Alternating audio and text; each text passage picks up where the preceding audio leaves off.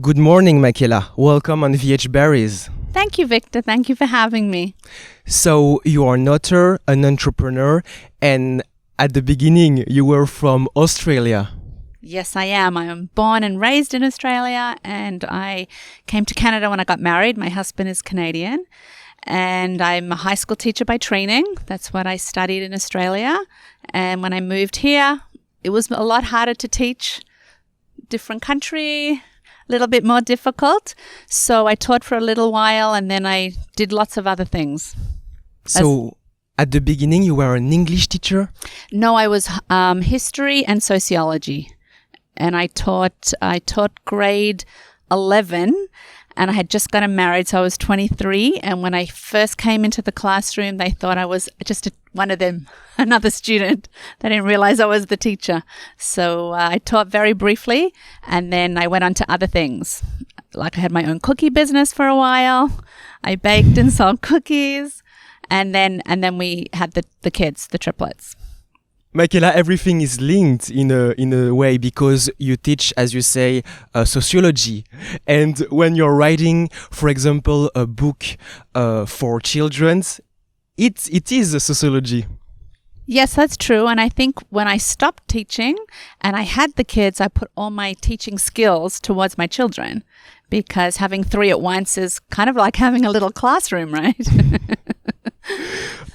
Exactly. And so, can you tell me a little bit more about the work that you are doing in this company called Arbonne, who is making a product for skin, for healthcare? Yes. So I got involved about 8 years ago. My kids by then were like 14, and I needed something to do. I kind of lost myself when you give 100% to yourself, to your kids for so long. And my husband traveled a lot, and I was with the kids all the time, which was great. But a part of me I had kind of lost. So a friend of mine approached me about this little business that she was doing on the side, and I didn't really care about skincare at the time. I didn't really care what I put on. I just kind of used whatever. But it just ticked the boxes for business wise. Like it was something to do that was flexible, that fit in with my schedule, that would allow me to make money. And it wasn't until a couple of years ago I really started being aware of the importance of what we put on our bodies is just as important as what we eat and put in our bodies. And to me, that was super, super important. And especially, the last year and a half with people getting sick, you want to be really, really aware of what we're eating and what we're using. And I just learned so much, like, our skin is our largest organ, and so much is absorbed into our skin. So if I'm going to be eating properly, I might as well be using safer, cleaner products. So that's how I got involved. And I'm very passionate now about sharing this with other people because I think it's just so important. And when I'm listening to you, I feel that you are connected to the philosophy of this company. Yes, it's a wonderful company, and it's a company about giving back as well. And I was brought up always to volunteer your time and to give back to others. And the company Arbonne has a charitable foundation that really helps youth with mental health, which is so important, especially the last year and a half. And it's a company where you can't succeed unless you help other people, which is wonderful because I'm all about helping others. I love that. Teaching others, showing them something that's safer, and showing people if they want to build a business as well, that's another part of the business as well. So basically, this is consulting. So in which part of the process of the conception of the product, for example, are you involved in? Okay, so it's a company where I'm a consultant. So I, per se, am not involved at all in making of the products, but because there's hundreds and hundreds of thousands of consultants, but we are responsible for being the product of the product because it's a word of mouth advertising business and we don't have a brick and mortar shop.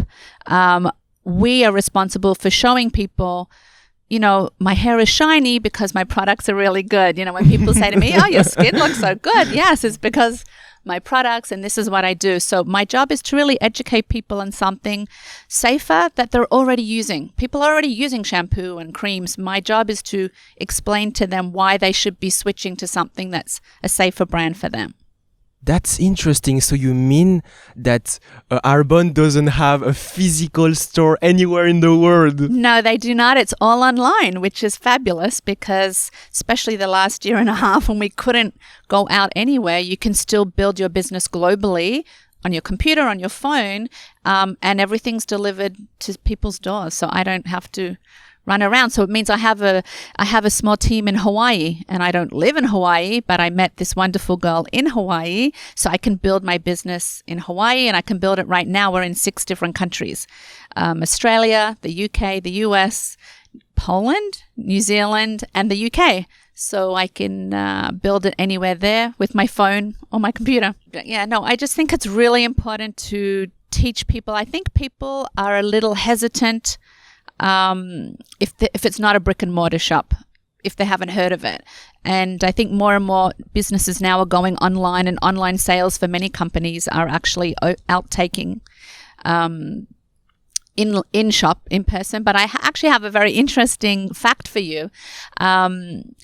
We use a lot of products every day, and women on an average, they say, use about 168 chemicals on their skin just through using around 12 products, from toothpaste to deodorant to creams.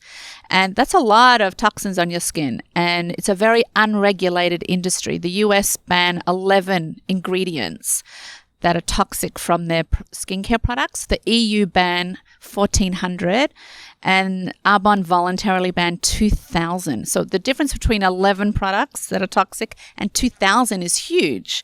People don't understand what they're using and what's in their products. And in addition to this product that can be harmful for the body, yes, there is also the issue of, a packaging that has a lot of plastic bags and a lot of trees. Exactly. And so Arbonne is a certified B Corporation, which is very hard to get certification. There's a lot of rigorous testing, and when you become a B Corp, you are held to higher standards in terms of sustainability, sustainably sourced ingredients, packaging. So we use a lot of repurposed packaging. We use plant-based dyes, and I love that. We have an amazing recycling program as well. I think there's only 3,500 B Corps in the world, so it's a huge thing to be a certified B Corporation, which I'm very proud of for Arbonne. So in 2020, we saw a surge, on the online sales. I guess that it has affected Arbonne. Yes, we had an amazing year. Arbonne did incredibly well because health and wellness is a $4.2 trillion industry. I mean, years and years ago, who had a trainer was really celebrities had trainers. Now, more and more people are having personal trainers, using protein powders, and are a lot more aware of health and wellness. And I think especially what we've learned in the last year and a half is 2 things. One is we have to take better care of our bodies and be in better health. So that comes with what we eat, how we move, and what we're using on our bodies. And the other thing is I think we have to be aware to plan for impact, to have a plan B. And so many people lost jobs, and it was heartbreaking to see. But this business that I'm in allows people to have a side gig that can help them, create additional income. And that's another part of the business that I really love. I like the word that you used. Impact? No, the word, the fact to follow someone's progress. So are you doing the same? I do. I mean, part of what we do is offer great customer service. I mean, it's everyone's individual business. But for me, I'm a people person. I love people. And so I follow, yes, I am always asking my clients, keeping track of my clients, gifting my clients, sharing the love, because they should, if they're going to support me, I have to support them and let them know what we have and what's coming up and things like that. And Michaela, you did a great job because before meeting you, I guess that I saw this brand before on the internet. Oh, okay, great. And in addition of your career in entrepreneurship, you wrote a book around 4 years ago called 3 Times the Fun. Yes, I wrote it Actually, I wrote it when the kids were 4 years old. They're 23 now. And then I put it aside because I was very busy when they were 4. And it was 2 years ago, actually, that I self-published it. I met this lovely lady in Montreal who has a small publishing house, Axel Publishing Services, I think it's called. And she helped me self-publish the book. So we worked with an illustrator. We redid all the pictures. I wrote it all and I worked closely with him. And it's not so easy to write a children's book. People think, oh, it's so easy. You write a few words, but the flow has to be right. Like the pictures had to be just right to bring out the characters. And of course, the characters are based on my own children. So yeah, so it was fun. It was a wonderful process writing that. Before COVID, I did a book launch, I did some book signings, and I actually did a reading to some kids in a Chapters bookshop, which was a lot of fun. And it's been well received by a lot of people who have read it. It's nice to hear all the comments come in about it. This is very true, because if you make only one mistake on the book, for example, the child attention will shift dramatically. Yes, very true. You really have to get the way it looks and the way the words flow. It really has to be perfect. You're right, because their attention span is so short, and it really is for 4-year-olds and up, not just for multiples. It's really a book explaining what it means to be a multiple, but through the eyes of 4-year-old triplets. So it's a great book for singleton kids who don't understand the concept. When I was pregnant, I had adults not really understand, what do you mean you're having triplets? Like 3 babies at once? I'm like, if adults have a hard time, children for sure are not going to understand what that means to have 3 babies in your stomach at the same time. So that's how I came about to write the book. And that also includes to add illustration. I don't know if it's the great ratio, but 1 per page. Yes. Yeah. I had a wonderful illustrator. Noah Paperman was amazing. And we worked very closely because I wanted them to be just so, and the clothes they wear, the colors that you put on the page, it all has to stand out. Yeah, I think it was 1 page, 1 illustration per page. There could have been 2 on a couple of pages, but yeah, you want them big and bold and bright, and yes, stand out for sure.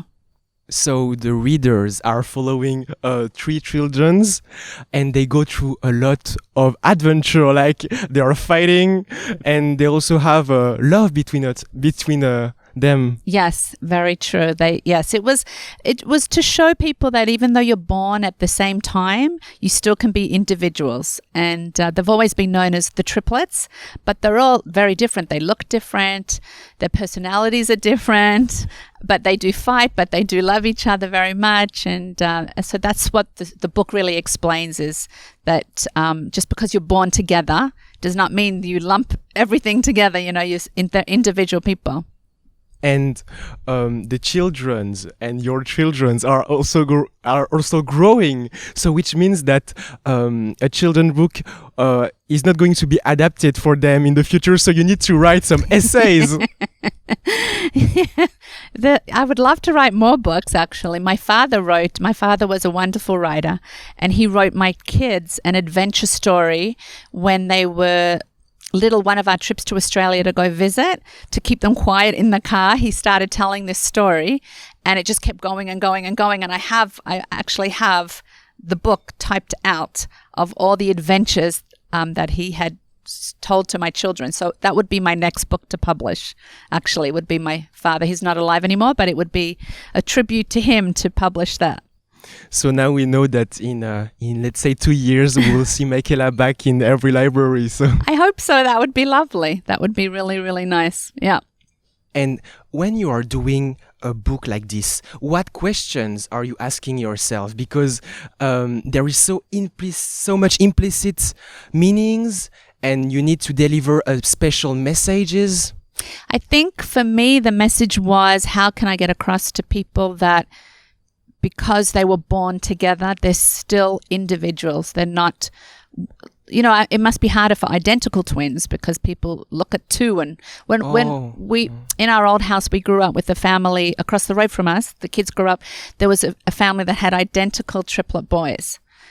Yes, Whoa. and it's like, whoa, when you look at them. With my kids, you don't see that they're identical, except when they were babies and we walked them, of course, at the same time, and they were dressed the same. You know, people would stop, and I used to walk. I had a double stroller and a single, and my mum would come and help, and I would walk with my head down. And my mum would say, "Why are you walking with your head down?" And because I couldn't walk 2 feet without somebody stopping us and asking us, because, you know, we were a little show. 23 years ago, there were not a lot of triplets, and, you know, 3 little babies at the same time. We could never go to anywhere, and people in the supermarket feel compelled to ask you, "Oh, triplets, were they natural? Did you have help? How much weight did you put on?" And does it really matter? You know, but people are very interested, so. I totally understand now the fact to recognize that each one of these triplets has their own singularity and their own personality. Yes, and I think that's very important because, you know, you don't, as much as they are lumped and grouped together as the triplets, they're their own people, and you have to foster that individuality, and I think that's very important for them as well. And did your own children's read the book? Have they read it? They did read it. I think they enjoyed it. Yes, they'll read it. I'll be reading it to their kids one day, to my grandkids one day down the road. So that will be a nice thing to do. Absolutely. So all this adventure in this book are happening in Canada? Oh, yes, I guess so. In the back of the book, there is a page of the real triplets. So we have photos of me and the kids. Oh, that's so great. Yeah, so it's kind of nice for people to put a face to the characters. Yeah, we've had lots of fun adventures with the kids, though, I have to say. I mean, this could be a great series of children's books because you could write all the adventures that they've had. But for now, it's that one. And hopefully in the future, I'll be able to write others. And what I found very inspiring is that from these virtual stories, it comes to physical meetings with, for example, you said it, some book meeting, you know, when you're making some signature on it. Yeah, that was fun. We actually took the dog. I have a dog as well, and we took him to the book signings. So between the kids and the dogs, it was a lot of fun.